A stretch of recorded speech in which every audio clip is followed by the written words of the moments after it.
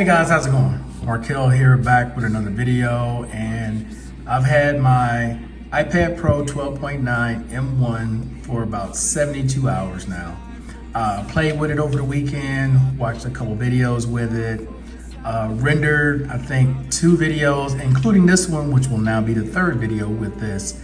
And I have to be honest, the experience is no different. The rendering time, you may say, if you're just doing basic transitions, just a basic video on LumaFusion where you have one timeline, a couple of different beat clips in the top, music at the bottom, maybe a couple sound effects, you're probably only gonna say 10 to 30 seconds.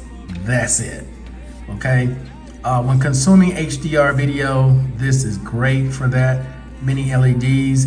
When it comes to the blooming, and blooming is where the really deep blacks, and you sometimes have these white letters come up, they will flare. Unless you're really looking for that, you never really notice it. So I didn't notice it, my girl didn't notice it. I did notice it on one clip, but she didn't. So like I said, unless you're really looking for it, you don't really notice it. But as far as using this versus my 2018, I'll bring that one in right now, it's the exact same experience.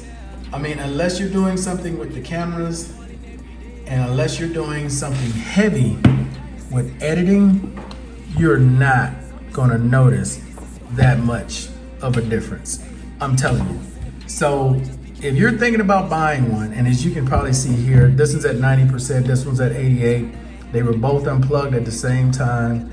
And now they're just sitting. So like I said, this battery over here is degrading. That would be the only thing I would tell you guys who are thinking about getting a refurbished one. Make sure you check that battery to make sure that battery health is good if you're gonna buy a refurbished one. Other than that, this is the exact same experience.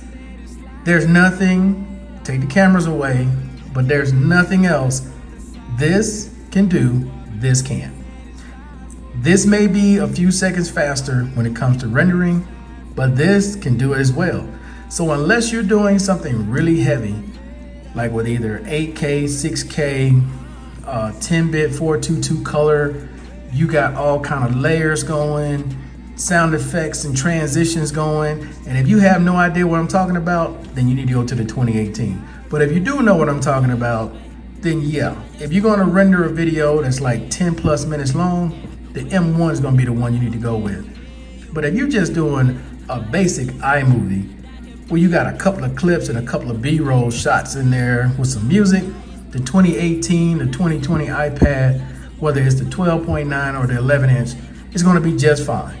Your experience from working on this one and working on this one is the exact same, okay? It's not like these apps have changed somehow, the background.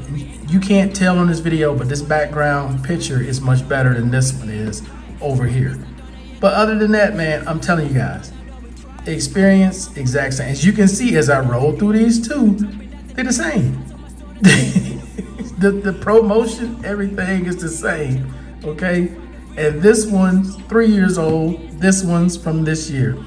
There's really no difference. So if you already have this, you don't have any issues with your battery, you're not trying to upgrade the memory, you just wanted to get this because you thought the M1 was going to make that much of an improvement on basic stuff that you're doing on this, save yourself $1,000 and just stick with what you got, because it's going to be the exact same experience, okay?